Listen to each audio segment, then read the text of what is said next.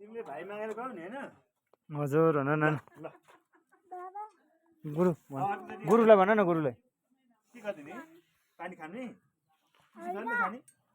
Coffee र pain दिन अरे कफी र पेन लाने कफी मात्रै छ ल कफी सबै हुन्छ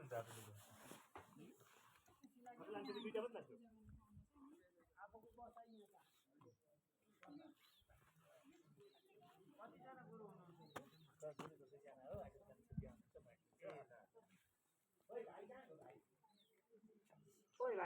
पाथिभरा माताको दर्शन पाएर यहाँ सबै दर्शन पाइसकेर फोटो उठाउँदैछु जल लिएर आउनु नि पर जल होला दर्शन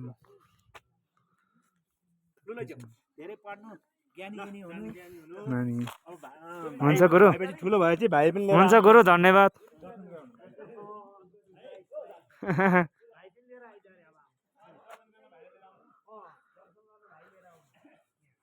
पाथिभरा माताको धाममा हामीले दर्शन गरिसक्यौँ र कञ्चनजङ्घा देखिँदैछ पाथिभरा माताको धाममा कञ्चनजङ्घा उता देखिँदैछ केटु मालायालम भन्ने पिक पनि देखिँदैछ यता कञ्चनजङ्घा देखिँदैछ हिमाल पाथिभरा माताको दरबारको सबै दृश्य म फोटोद्वारा क्याप्चर गर्दैछु माताको धाममा आएर आनन्द लाग्यो साह्रै खुसी लाग्यो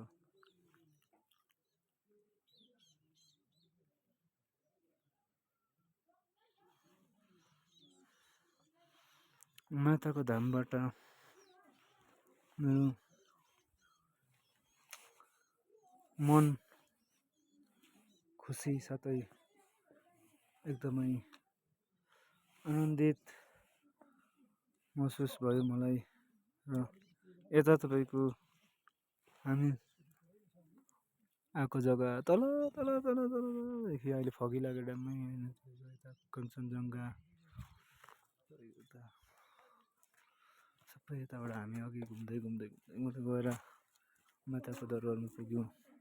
सबैतिर घुम्दै घुम्दै घुम्दै गएको अघि फेरि पनि म यहाँ सबै लाइभ भिडियोद्वारा माताको फोटो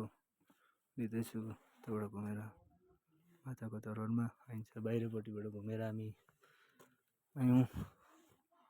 र पाथिभरा मातालाई दर्शन गरेर हामी अब निस्किनु लागेको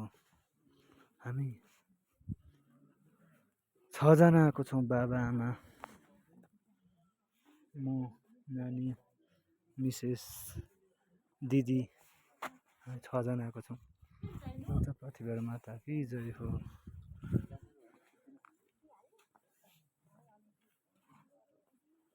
जय पाथिभरा माता कि जय हो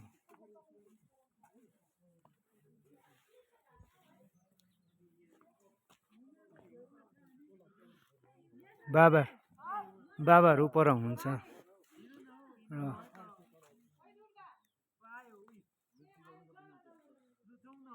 अब हामी निस्किनु लागेको यहाँ चाहिँ नागदेवता हुनुहुन्छ नागदेवता हामी आगमन भएर पहिला हामी गणेश भगवानलाई यहाँ हामी गणेश भगवानको दर्शन गर्छौँ अन्त त्यसको बादमा हामी नागदेवतालाई गर्छौँ र यता हेर त ए आमा आमा भन्छ त यता हेर नानी यता हेर बाबा हामी अब दर्शन गरिसकेको अब चाहिँ हामी लागेको अब ब्याक टु माथिल्लो फेदीबाट त्यहाँबाट गाडी पक्रेर हामी फेरि तल गएर हामी तल्लो फेदी जान्छौँ।